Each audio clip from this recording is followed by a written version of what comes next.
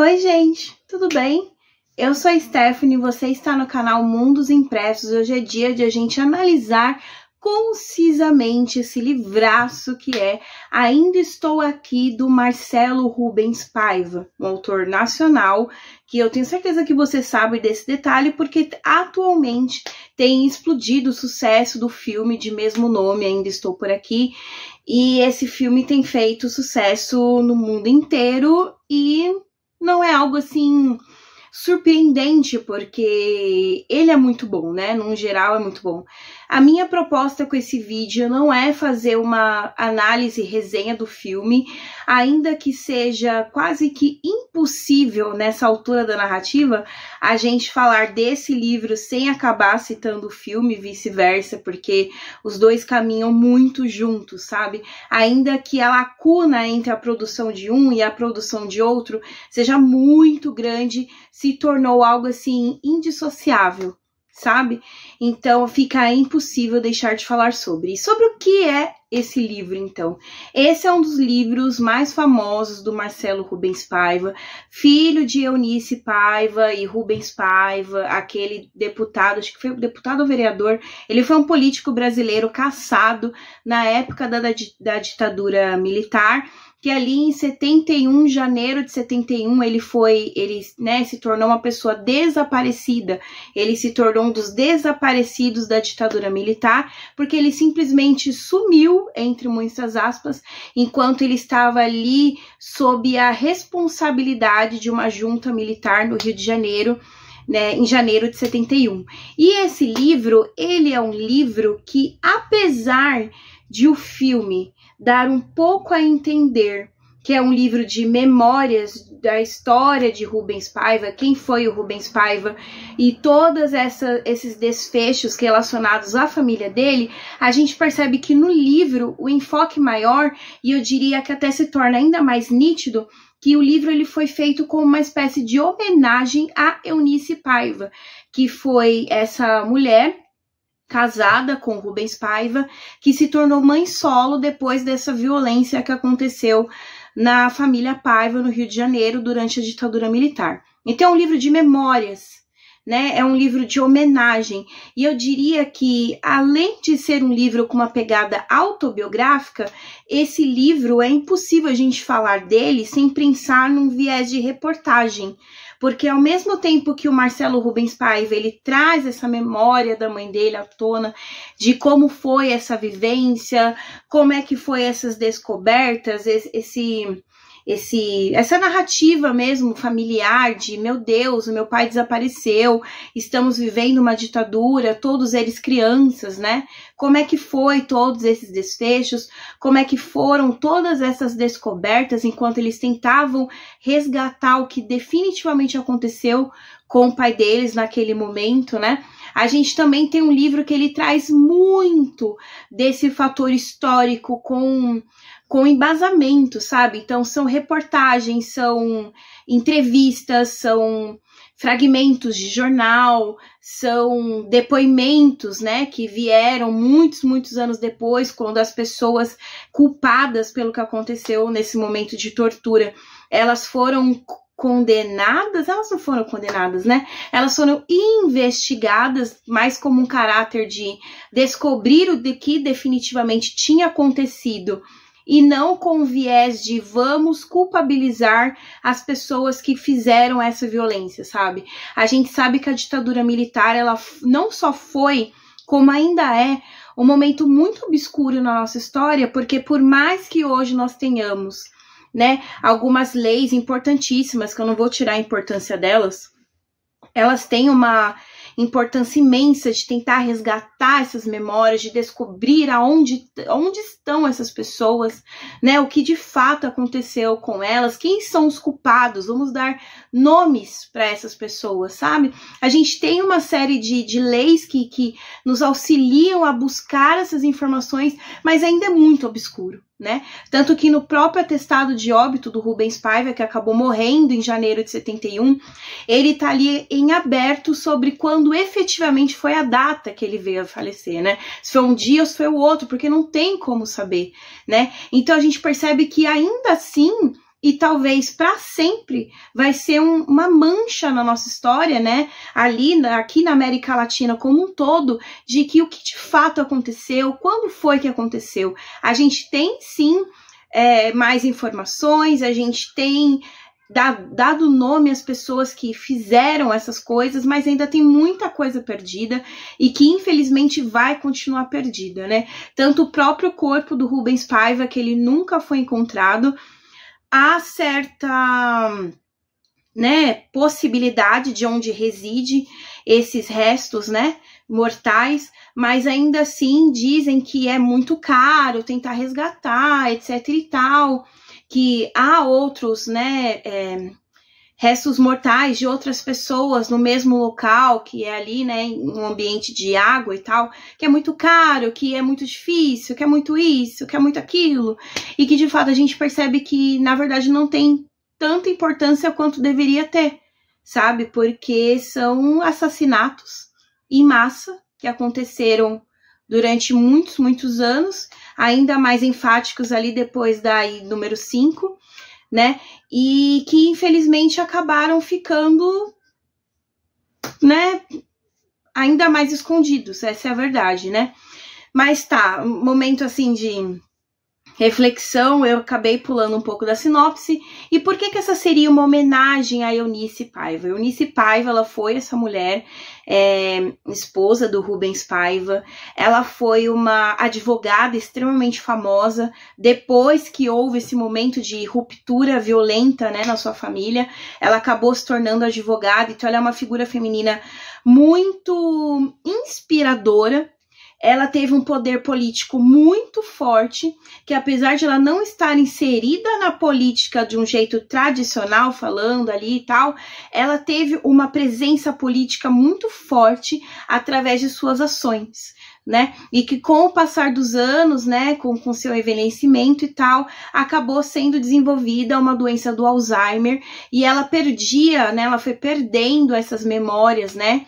Só que aí a gente puxa até um gancho para o que é o título dessa obra, Ainda Estou Aqui, que é uma frase que a própria Eunice Paiva falava muito, que infelizmente no filme, que é muito presente para mim, é muito simbólico para mim isso de falar eu ainda estou aqui, com toda essa carga histórica e emocional que o livro traz, sabe?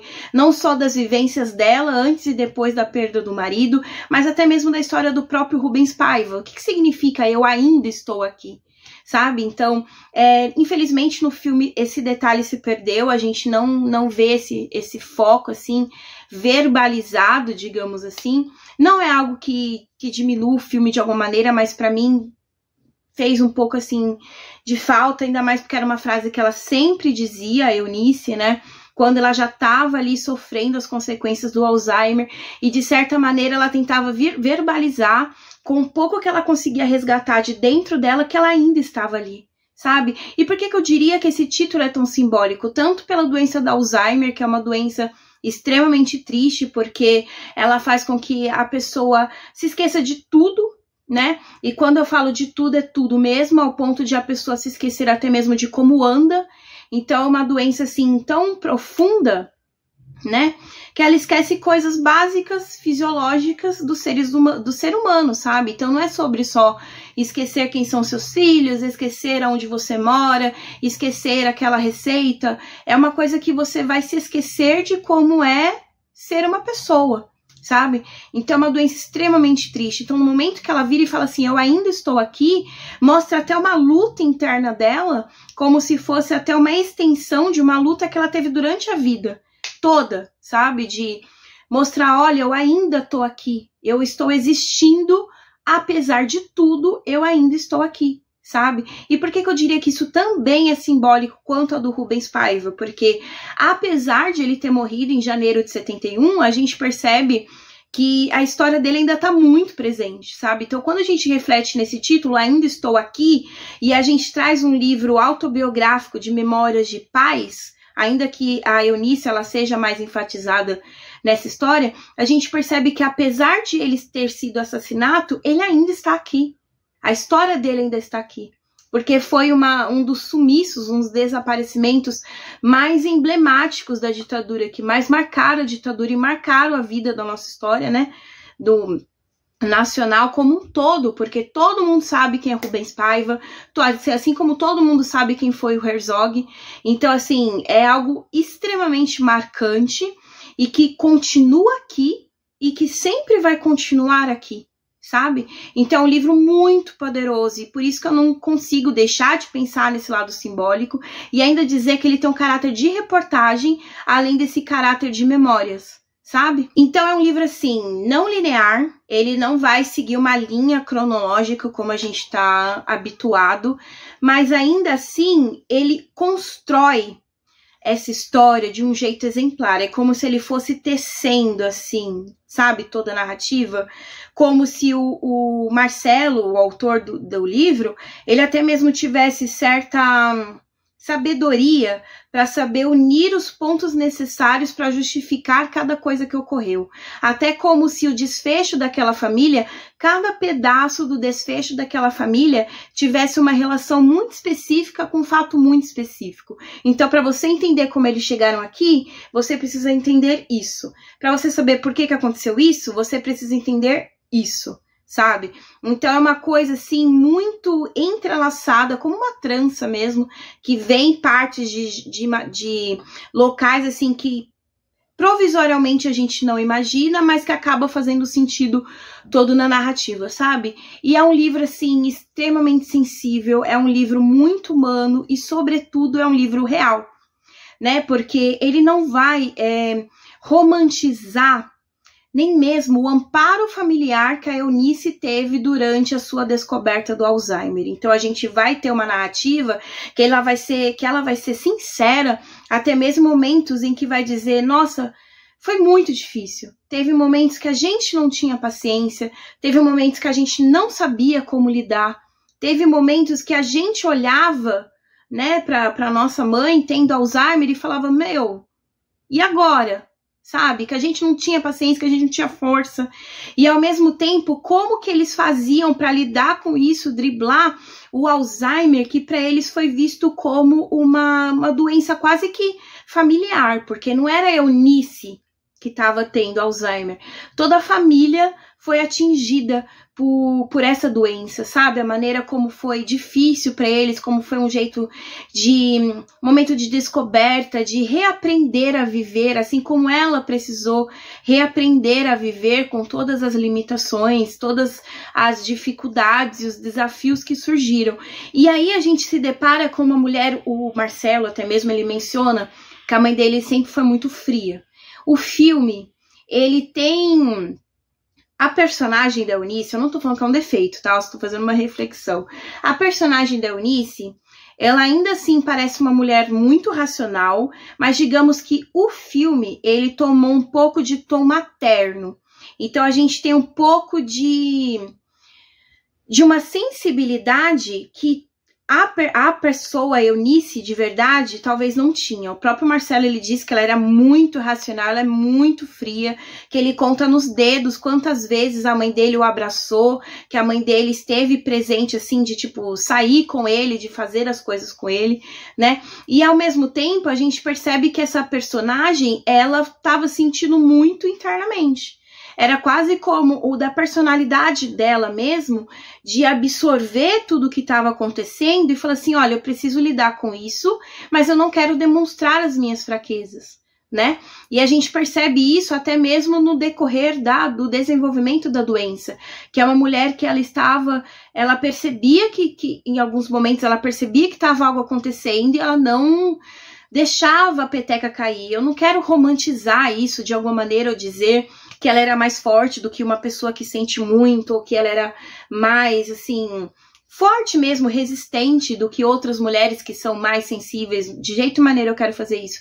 Eu só quero mostrar a figura dessa personagem e do quanto ela se torna emblemática até mesmo para justificar da onde ela tirou tanta força para ela lutar contra o regime inteiro, porque, gente, a gente está falando da ditadura militar, foi o momento mais violento que a gente já passou no nosso país, E ainda assim a gente tem uma mulher que mesmo durante a ditadura está acontecendo, ela vai peitar esse movimento, ela vai peitar essa ditadura, ela vai enfrentá-la e vai bater o pé e falar assim, cadê meu marido? O que vocês fizeram? O que está acontecendo aqui? Né? Então a gente percebe que essa resiliência, essa força dela, essa frieza que o Marcelo descreve, até mesmo dialoga com como isso foi possível.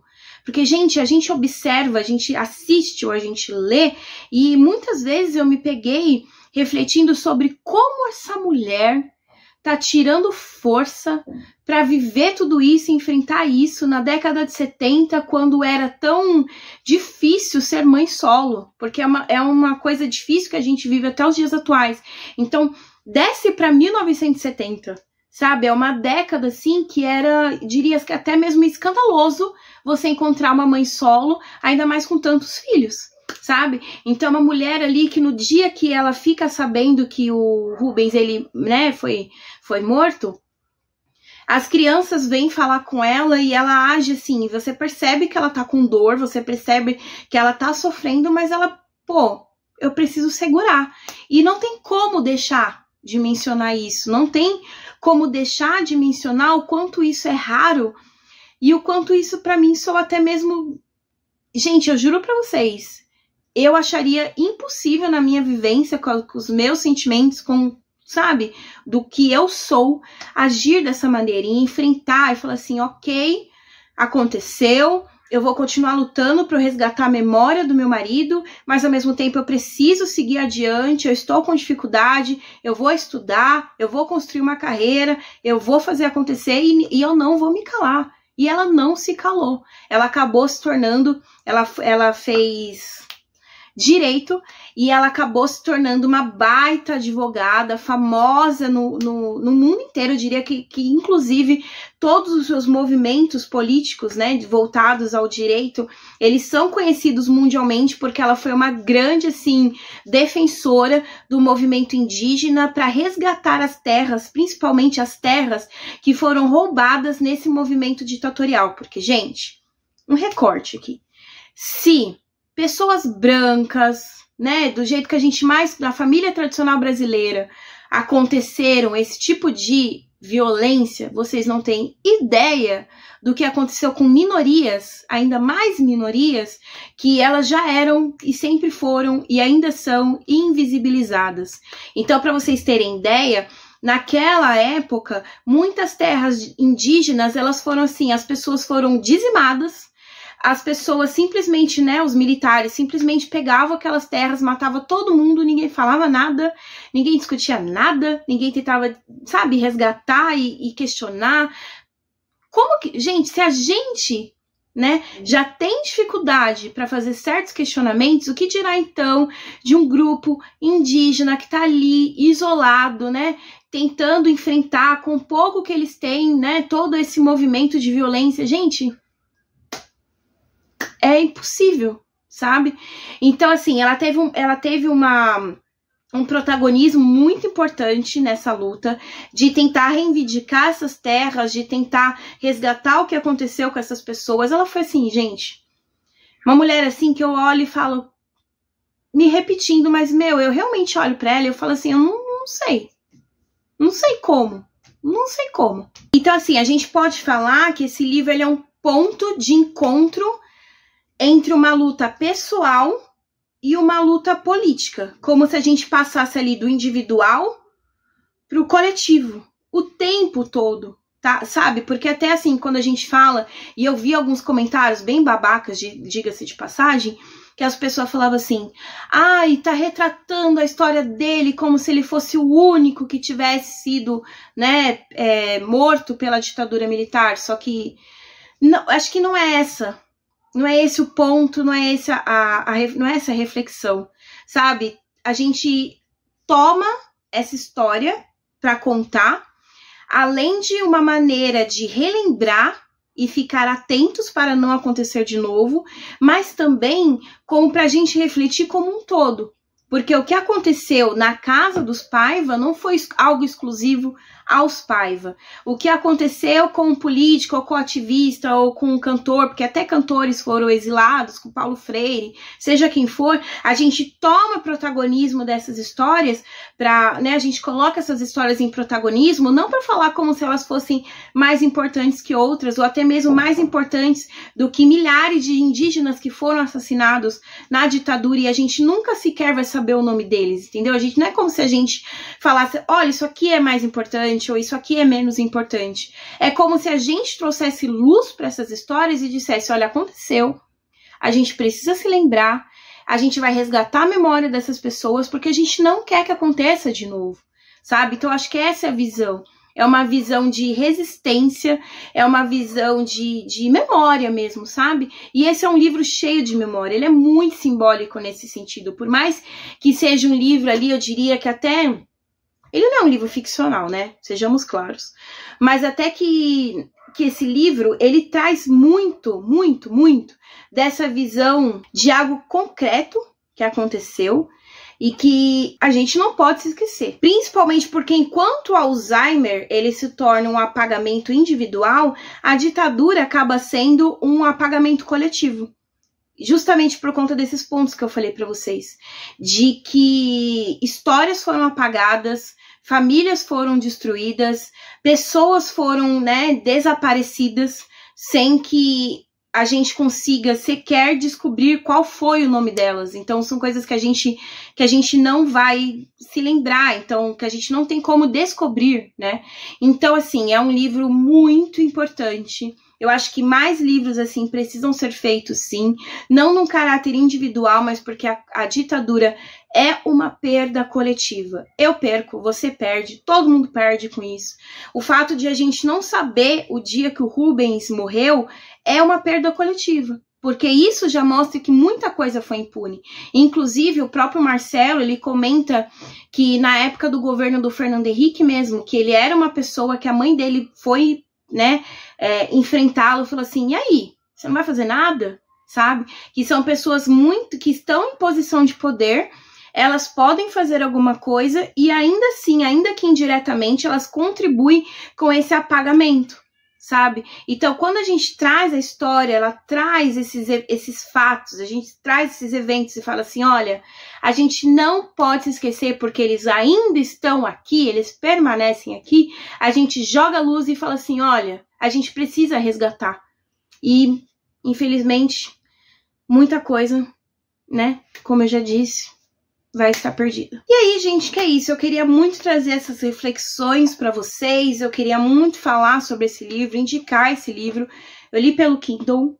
Eu gosto muito do Marcelo Rubens Paiva, esse não é meu livro favorito dele. Inclusive, meu livro favorito dele, eu tenho ele físico. Eu nem sei onde está, mas é Blackout. Eu não sei se eu já resenhei esse livro, mas eu deveria, porque ele é fabuloso. Só uma palhinha, gente. É um livro distópico e eu amo distopia. Enfim, o Marcelo Rubens Paiva é um ótimo autor, você sempre vai ter esse caráter autobiográfico, então ele vai trazer muito das vivências dele, sobretudo quanto à ditadura e essa ruptura que fez. É como se a ditadura dentro da casa dele fosse um divisor de águas, sabe? A vida dele antes daquele fatídico dia que o pai dele foi levado, né?